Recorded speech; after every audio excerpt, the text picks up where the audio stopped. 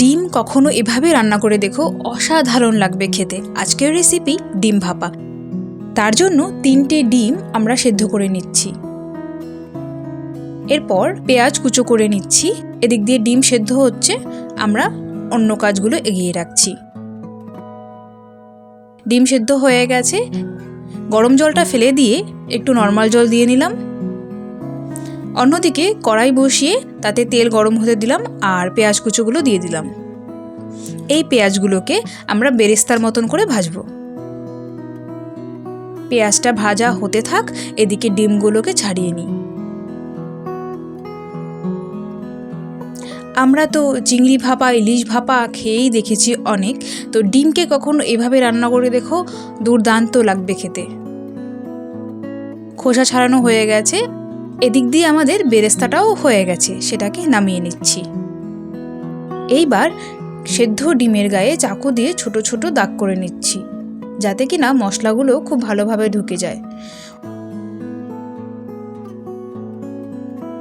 ওপর থেকে লবণ আর হলুদ দিয়ে একটু মাখিয়ে নিচ্ছি।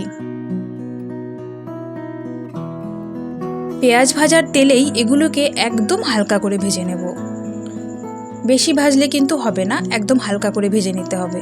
এতে ডিম ভাপার টেস্ট কিন্তু দ্বিগুণ বেড়ে যাবে। ভাজা হয়ে গেছে, নামিয়ে নিয়েছি। এইবার ভাপার মশলা রেডি করছি। তার জন্য পোস্ত নিয়েছি, সাদা সর্ষে নিয়েছি আর কালো সর্ষে নিয়েছি। 3টে ডিমের পরিমাপে আমি মশলাটা নিয়ে নিয়েছি। এইবার এগুলোকে একটু শুকনো গ্রাইন্ড করে নিচ্ছি।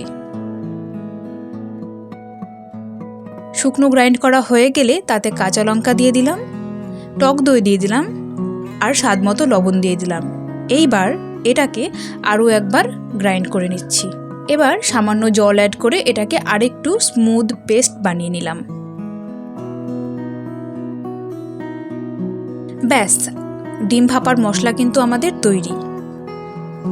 এবার একটা টিফিন কৌটো নিয়ে তাতে নিচে সর্ষের তেল দিয়ে ওপরে ডিমগুলোকে দিয়ে দিলাম, আর তার ওপরে যে গ্রেভিটার মশলা বানিয়েছি সেটা দিয়ে দিলাম।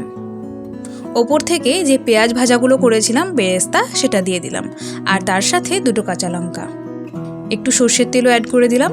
ডিম ভাপাতে এরকমভাবে বেরেস্তা ইউজ করলে এটার স্বাদটা আরও বেশি ভালো লাগে।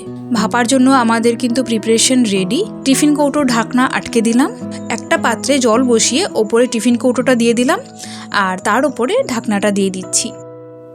এবার জল ফুটে আসলে আমরা কিন্তু গ্যাসের ফ্লেমটাকে লো করে দেব।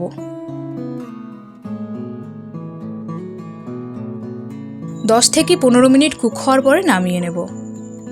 এটা মোটামুটি 10 থেকে 15 মিনিটের মধ্যেই রেডি হয়ে যায়। ব্যাস, রেডি আমাদের ডিম ভাপা।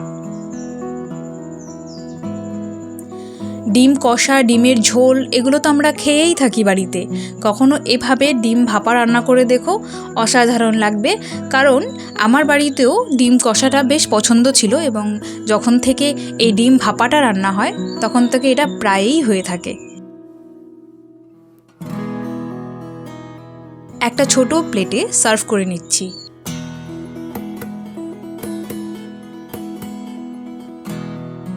ওপর থেকে একটা কাঁচা লঙ্কা দিয়ে সাজিয়ে নিলাম।